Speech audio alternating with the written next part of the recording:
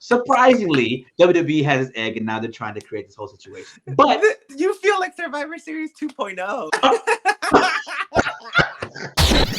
They did them dirty. They did the fans dirty. Everyone's dirty tonight. I don't like it. But you know who else? Nasty boys. He's a nasty boy. Arguably, Daniel Bryan is the greatest wrestler of all time. He's up there with the GOATs. No, he's not. We need to get this man out of here right now. Put him on timeout. That booster shot must have got him dizzy. It's the booster shot talking. Jungle Boy became a jungle man, but he kind of he has new jeans. That's it. Like, what are we doing? Sir, Jungle Boy has been going out there and clanging and banging and with Christian, putting out 5-star matches. Oh, you forgot I was going to forget about that, huh? No, but that's last week. But that still goes into this week. That still rolls over. What is up, everyone? Welcome to this week's episode of the Weekly Finisher. My name is Beefy Supreme. And to my left is the dashing debonair, the D. What's up? What's good? It's your boy Ace Styles. Woo!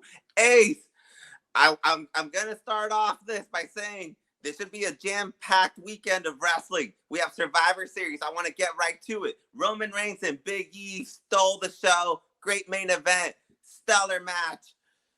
I know temperatures are a little high right now with the way the show ended, but just Ace, I want your take. What you think of the match? I'm gonna say one thing. I think this was a culmination of everything that we needed from these two people, and I'll tell you why. Big E has been wanting to go against Roman Reigns since honestly since back in the pandemic era. When he was on Talking Smack, he told Paul Heyman, he said, "You better watch your boy. Tell your boy I'm coming." He did. And he took Roman Reigns to the limit. You're completely right. The big plan was for him to cash in on SmackDown. You're completely right. He has been aiming for Paul Heyman's client this whole time. You're completely right. And I think the match kind of lived up in terms of the quality. I think, for a night that kind of had some lukewarm reception in terms of, we're going to get to the big situation here, but Roman knocked it out of the park. Big E knocked it out of the park. I think they made each other look good. And overall, a stellar match. I'm telling you, this is what Big E took Roman Reigns to the absolute limit. This was Roman Reigns' toughest battle, I believe, since the Brock Lesnar bout. I think this was a great showing for Big E. Yes, Roman Reigns won, but to me, none of them looked like they were both weak. I do agree that Roman Reigns winning showed his true dominance, and for what it was, Roman Reigns has been carrying his company since day one. He's been carrying this on his back. He's been carrying WWE. Obviously, we're about to rag on WWE in a few minutes, but he's been carrying this brand since he came back. It's undisputable. I think he really made Big E look like a star here. That spear towards the outside, the spear on the inside, the Superman punches, and he took them all. Honestly, everyone looked like $1 million during this match, man. Millions of dollars. Millions of dollars. Millions of dollars. Well, something that didn't look like millions of dollars. The whole night, Survivor Series kept being plugged in as the 25th anniversary of The Rock. The Rock's debut. 25 years of The Rock. Obviously, he made his debut at Survivor Series 1996. And the crowd was kind of expecting something in the end. All of a sudden, Roman wins the match. Lights go out. And The Rock no-show Survivor Series. Ace, what the hell? Well, let me ask you a question. Who expected it? Because I sure didn't. I was being honest. I would tell you right now. I told everybody. I said, you asking for too much. You think The Rock cares about WWE? He don't. He don't. He gave TNA a promo, a video recording this year. He couldn't even show up to Survivor Series. He couldn't even send out. He couldn't even send out a video. Okay, I'm gonna say this because I actually think he does care. I don't think this is The Rock's fault. The headline says The Rock no shows, but you know what? The Rock has shown that he's willing to put out a video statement. The Rock has shown that he's down for this, and I think Vince McMahon purposefully likes to do this to his fans. I actually think The Rock was completely down. And you know what? You're like, you didn't expect this. But you know what? if you promote something and you insinuate something, it's kind of like, you know, if you insinuate that CM Punk is going to come back for like 2-3 weeks, and then Rampage happens and he doesn't show up. That's essentially what happened here, man. This is some 2000 WCW shenanigans, and I do not appreciate it.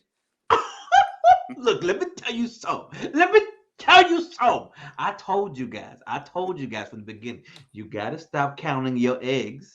Okay, can you explain the egg for someone that didn't watch the show? You got to stop counting your eggs in WWE. By the way, if you have not seen Red Notice, do me a favor, go on Netflix right now and go watch Red Notice right now. It is arguably the best Rock movie I've ever seen in my life. I laughed my ass off watching that movie. Such a great movie. But besides that, like, I know you guys wanted it, but I knew he was going to show up because, trust me, Dwayne "The Rock" Johnson is friend of the show, and I got him on speed dial just like Tony Khan. And he told me himself, he said, go watch Red Notice on Netflix and don't watch Survivor Series. I ain't gonna know what. We have a new friend of the show. I love it.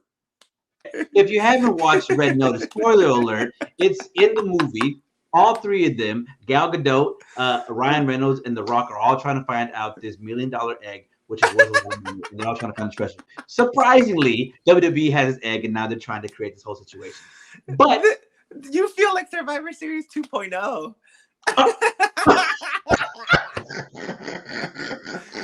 Well, make sure to click on the link for Red Notice. What the hell? Hey, Red Notice, sponsor us, please. No, but are you mad at The Rock? No, I've said this before. I'm saying this here now. I want The Rock in AEW. I don't want to PG. I do not want The Rock to come back. He doesn't need WWE. WWE needs him. And honestly, this is what happens when you tune into a show with no hype, with absolutely nothing to look forward to, and everybody was wanting The Rock because they were like, "Oh, it's his 25th anniversary. Everybody wants to go see him." Guess what?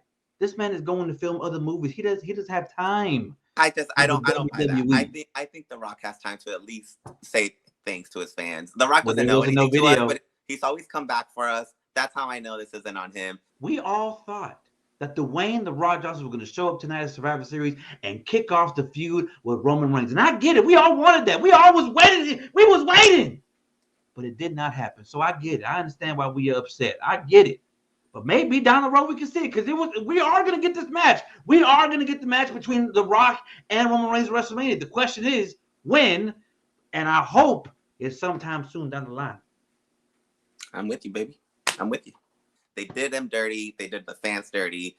Everyone's dirty tonight. I don't like it. But you know who else? Nasty boys. He's a nasty boy. But you know who else is dirty, Ace? Who? I am moving shifts all the way to AEW Wednesday nights because Mr. Bryan Danielson himself has turned dirty. We have a brand new heel upon us. Bryan Danielson came out on AEW Dynamite to confront the new AEW champion, Hangman Page, and he called him out. He said, "I wish I could be facing Kenny Omega right now." Damn, son. He said, "When I faced Roman Reigns and Edge at WrestleMania, I went ahead and fought the next night. Where's my competition?" Shots fired, bro. Let me tell you something. There is only one man in this business today who can come from being the ultimate babyface and to go in there and be like, "I'm not here for you. I wish it was Kenny Omega. I don't play the Cowboy." That shows you just how truly the GOAT is in Bryan Danielson, by the way. That's fair. That's what I'm saying. But I will say one thing, though. Everybody was sitting here saying, "Oh, I can't believe Bryan Danielson said that. Oh, I can't believe he did that. Oh, I can't believe." Let me ask you guys something. Did you not forget that the moment he came into this AEW, he said, "I'm not here like CM Punk.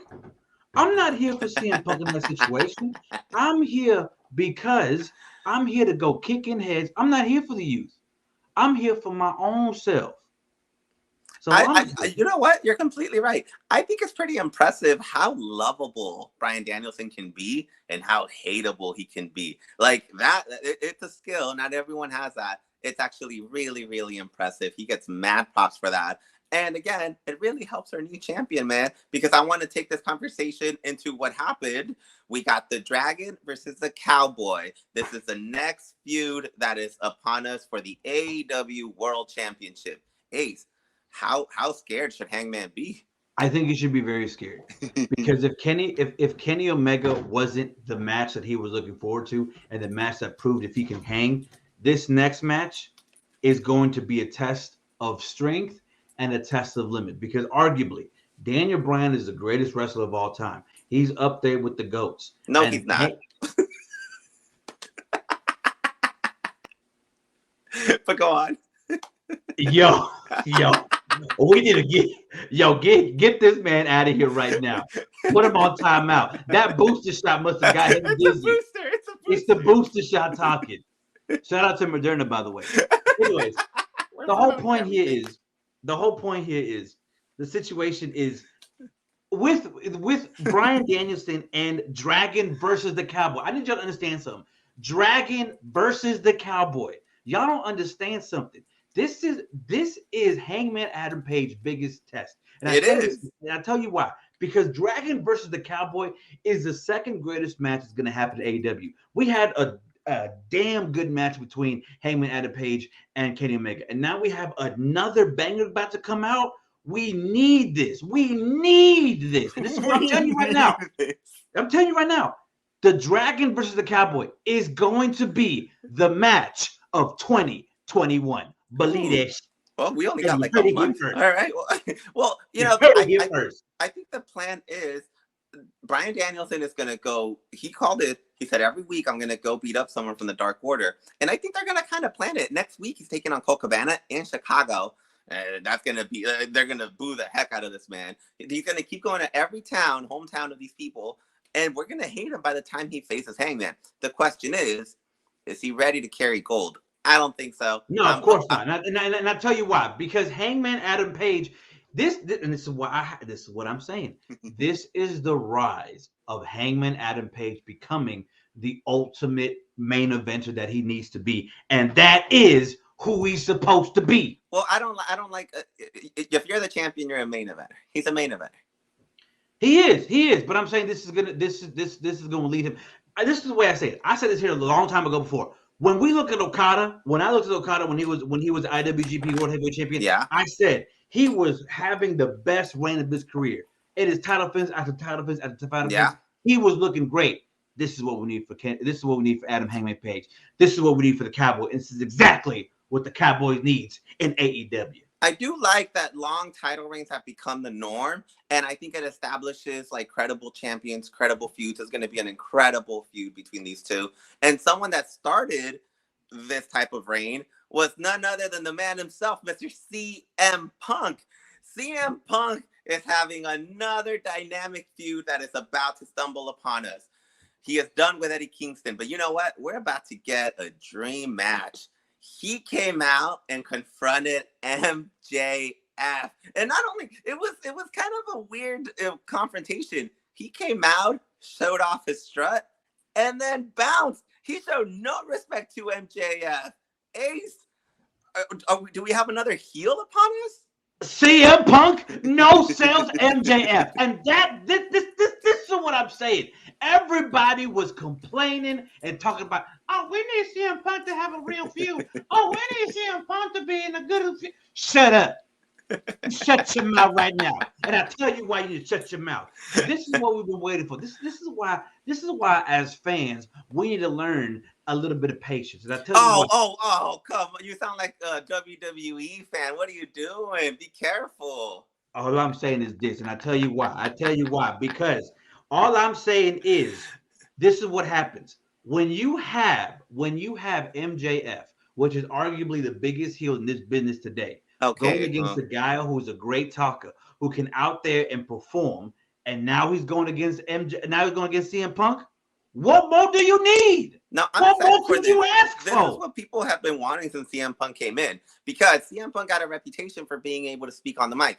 MJF gets a lot of props for speaking on the mic. He's not the best heel. We just talked about Roman Reigns carrying a whole brand. Like, okay, MJF is barely a pillar in any of this. All right. But you know what? This will establish him as like a true master of the microphone.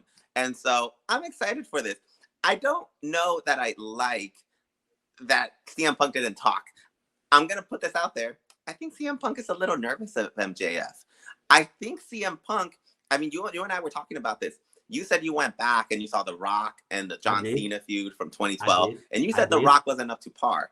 No. I think you're crazy. But I think sometimes when you come back, you're a little nervous. And I think CM Punk hasn't been in this type of situation in a long time. And I think he's nervous.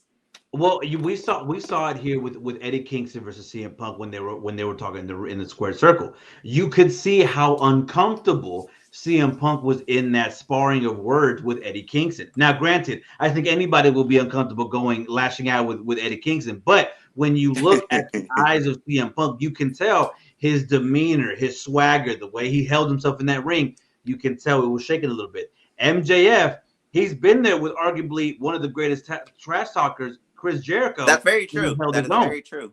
So we'll see how he goes. We'll see how he goes. But here's the thing: before we even say that, we got to say goodbye to the Kenny Omega himself. So long, Kenny Omega. You're gonna catch him down the road because he got reevaluated by doctors at AEW Dynamite, and they said that he had a little bit of vertigo happening. He has a hernia inside. He's dealing with a lot of issues. And my boy needs some rest. My boy needs to go home, play some video games, maybe show up on G4 with Xavier Woods. But hopefully, my man can heal up and come back soon.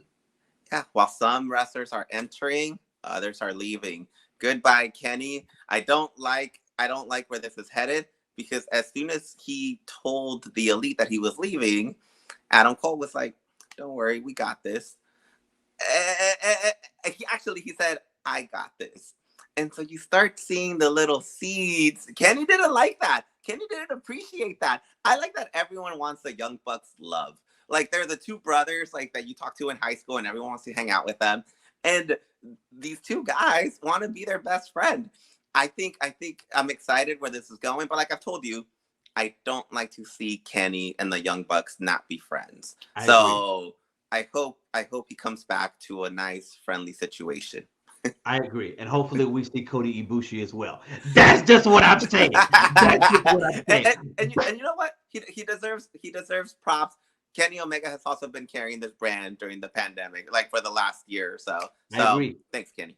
And he deserves a break. Give more wrestlers a break. Let them have some off periods. But we are moving on to right into the TBS Women's Tournament, which arguably, in my opinion, one of the best tournaments we have seen in all of wrestling today. I'm talking about the TBS Women's Tournament, and I'm asking you a question. Beef Supreme. Who's going to come up on top? Who is going to take it all? You know what's interesting? I was looking at the ratings from this past week, and I forgot who posted them, and it was like a quarter breakdown. And I seem excited. and the ratings, they ticked up to like I think the million range for this match. I think Nyla randomly gets overlooked a lot, and she's become one of these like monster tall figures where like, you know, oh, who's going to eliminate the Big Show from the Royal Rumble? Who's going to eliminate this? Luchasaurus is unstoppable. And like, I think Nyla Rose has kind of developed that where like you get her role, but you don't truly believe she's like a Brock Lesnar. Yeah. But this might be her time to shine. I think she killed it. This match was excellent, and the ratings show it. So you know what? I had my doubts about her. I thought she was just a fill-in. I was like, oh, this tournament is right for Thunder Rosa, for other people to come in. But now I'm starting to lean in on this Nyla Rose train, baby. And see, I'm glad you put. See, this is why I love Be Supreme. I'm so glad that you brought that up. As anybody who watches wrestling, arguably, the women are out there killing it. They're killing it. Jade Cargill, this past Rampage, put on arguably her best match against Red Velvet. Red Velvet looked like $1 million. Jade Cargill looked amazing. And next week we have Thunder Rosa coming in, like against Jamie Hayter. This is a tournament that people can sink their teeth in. This is a tournament that people can actually look at these brand new people and be like, yo, who is that? Whoa, who is that? This is why I'm saying this tournament is not only elevating the women, but it's creating a spotlight for everybody else. But anyway, moving on to the next segment. Our boy Sammy. Hey, main evented this week with our boy flying high against the brand new Jay Lethal, who just signed this past Full Gear. And my God Almighty, what a match that was! Beef Supreme, tell me, what did you think about that match, son? I've told you this. Sammy Guevara is the next Rock. I know I get called crazy every time I say it. He is spectacular. Sammy Guevara is so special. And you could tell the amount of effort that he wants to show whenever he goes out every week. He wants people's tickets to be worth their money. And he throws himself off of these top rope, like out into the outside, like on a weekly basis.